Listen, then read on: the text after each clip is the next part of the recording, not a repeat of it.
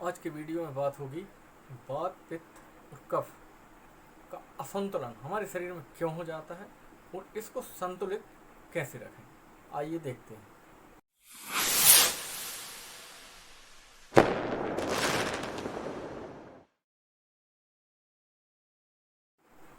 नमस्कार साथियों, मैं राकेश सिंह बक्सी आपका स्वागत करता हूं #राकेश सिंह बक्सी में।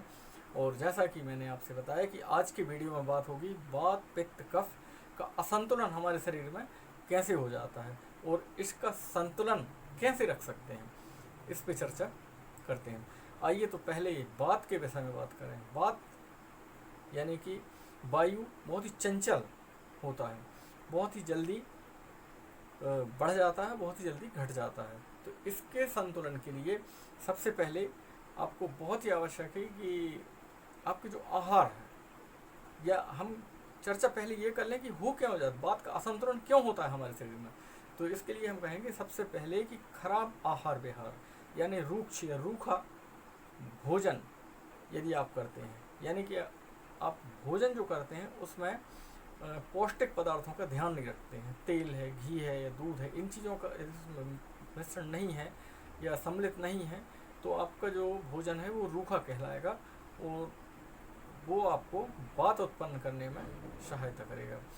रात्रि जागरण करने से भी वात प्रबल होता है और कई बार खाली पेट है, बहुत अधिक ठंडी चीज़ें खाने से भी वात प्रबल होता है, जैसे कोल्ड ड्रिंक्स और आइसक्रीम या दही या लस्सी ठंडी ठंडी गर्मी में खाने से आपका वात प्रबल हो जाता है।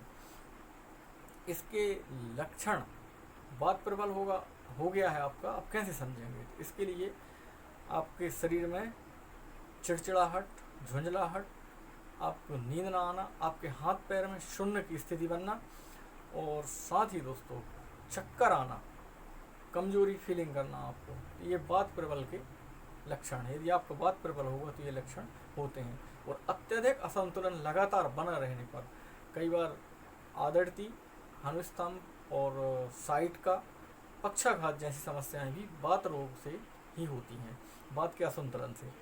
तो वात का संतुलन कैसे रखें हम, तो इसके लिए हम आपसे कहेंगे कि सर्वप्रथम तो आपके आहार विहार, तो आहार में सबसे पहले आप घी और तेल यानी पौष्टिक चीज़ों को सम्मिलित करें खाने में। यदि आपके खाने में पौष्टिक आहार है तो आपका वात असंतुलन नहीं होगा, क्योंकि वात चंचल होता है और ये जो तेल और घी, शुद्ध घी जो चीज़ें हैं ये भारी होती हैं, तो वात को ये संतुलन में लाती हैं। साथ ही ये वात का जो संचय होता है वो ग्रीष्म ऋतु में होता है, क्योंकि ग्रीष्म ऋतु में हम बहुत अधिक ठंडी चीज़ें खा खा के गर्मी को निकालते हैं। इस कारण से इस समय लगातार अत्यधिक शीत जो चीज़ें आप खाते हैं, भले अभी आपको सामने उसका परिणाम ना मिले, लेकिन कालांतर में जाके जब वर्षा ऋतु शुरू हो जाती है तो जो बात आपने संचय किया है ग्रीष्म ऋतु में, उसका प्रकटीकरण या उस प्रकोपित होता है वर्षा ऋतु में, और ये आगे जाके शीत ऋतु में अपने सम्यक अवस्था में साधारण तरीके से जैसा स्वस्थ होना चाहिए शरीर का वैसे स्वस्थ हो जाता है, वात संतुलन में आ जाता है। तो वात को संतुलित रखने के लिए तो पहले ये हो गया। दूसरा विहार, मतलब बहुत अधिक ठंडे स्थान में आपको नहीं रहना चाहिए, क्योंकि ठंडे स्थान में आप रहेंगे तो आपकी वात प्रबल होगी। बहुत ही ठंडे पानी से भी आपको स्नान नहीं करना चाहिए, ठंडा पानी आपको नहीं पीना चाहिए। और साथ ही दोस्तों कोल्ड ड्रिंक्स और आइसक्रीम, इनसे भी आपको बचना चाहिए। और रात्रि जागरण भी आपको नहीं करना चाहिए अत्यधिक, और दिन में सोना भी नहीं चाहिए। वात शमन करने के लिए शीत ऋतु में या वर्षा ऋतु में यदि आप शरीर की मालिश करते हैं तो इससे वात का संतुलन हो जाया करता है। साथियों, बात करें पित्त असंतुलन की, तो पित्त असंतुलन किन चीज़ों से होता है? तो सर्वाधिक तीखा और बहुत अधिक मसालेदार सब्जियों के खाने से, चाय के पीने से, मदिरा सेवन करने से, अत्यधिक मांसाहार करने से, और चटपटा और फास्ट फूड जो आजकल चल रहे हैं जंक फूड ये खाने से पित्त की वृद्धि हो जाया करती है। तंबाकू सेवन से, इन सारी चीज़ों से पित्त की वृद्धि होती है। बिहार में यदि बात करें, यानी कि आपके रहन सहन में यदि आप अत्यधिक धूप में रहते हैं तब भी आपको पित्त की वृद्धि देखने को मिल सकती है। और इसके लक्षण कहें अपन तो जिन लोगों को पित्त की वृद्धि हो जाया करती है उनके शरीर से पसीना आता रहता है, बाल झड़ने लगते हैं, खुजली, शरीर में चकत्ते या रक्त पित्त जैसी स्थिति बनती है, खुजली होती है अचानक, कहीं कहीं ऐसे धब्बे के धब्बे ददौरा टाइप के निकल आते हैं, और एसिडिटी होती है पेट में, डकारें आती हैं, गैस बनती है, रात में नींद भी नहीं आती है, और पेट में जलन होती है, हाइपर टेंशन होता है। कई बार पित्त वृद्धि से बुखार भी आ जाया करती है। सन स्ट्रोक, धूप में रहने से सन स्ट्रोक हो जाया करता है। तो सन स्ट्रोक यदि हुआ है तो उसके लिए इलेक्ट्रॉल या फ्रूटोलाइट जैसे लिक्विड पे लस्सी और कांजी या नींबू और नमक का जो शरबत है, नींबू नमक शक्कर का शरबत है, पुदीना, ये चीज़ें लेने से भी पित्त शांत होता है। और साथ ही दोस्तों, आपको जो नशा यदि आप करते हैं किसी प्रकार का तो वो बंद कर देना चाहिए। तंबाकू और अत्यधिक चाय का सेवन करते हैं, काफ़ी अत्यधिक बोल रहा हूँ मैं, 1 या 2 चाय आप लेते हैं तो इससे पित्त की वृद्धि नहीं होती है।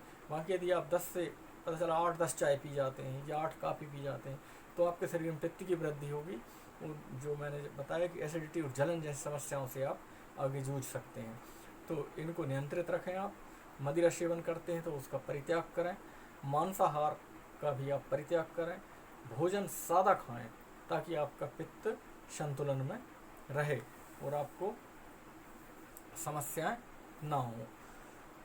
पित्त और कफ का समायोजन एक दूसरे के ऊपर निर्भर करता है। यदि आप अत्यधिक श्रम करते हैं और खाना कम लेते हैं तो इससे आपकी पित्त की वृद्धि होगी। खाली पेट रहने पर भी पित्त की वृद्धि होती है। और यदि आप काम कम करते हैं और अत्यधिक पौष्टिक आहार लेते हैं तो आपके शरीर में कफ की वृद्धि हो जाएगी, कफ का असंतुलन हो जाएगा। तो पित्त का जो संचय होता है वो वर्षा ऋतु में होता है। इसका ये प्रकोपित होता है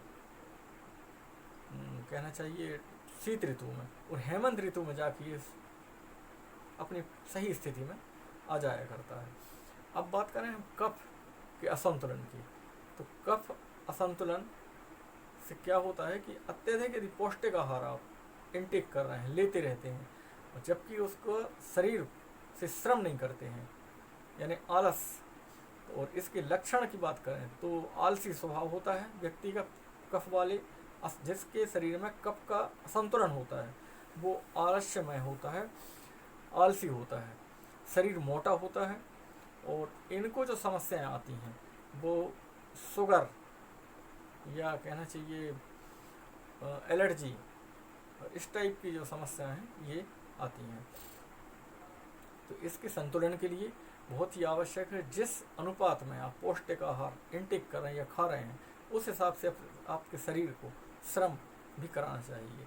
जैसे लगभग आप 4 किलोमीटर पैदल घूमने जाएं या फिर एक्सरसाइज योगासन वगैरह कर लें, या फिर आप यदि मेहनत का काम करते हैं तो आपका कफ संतुलन में रहेगा।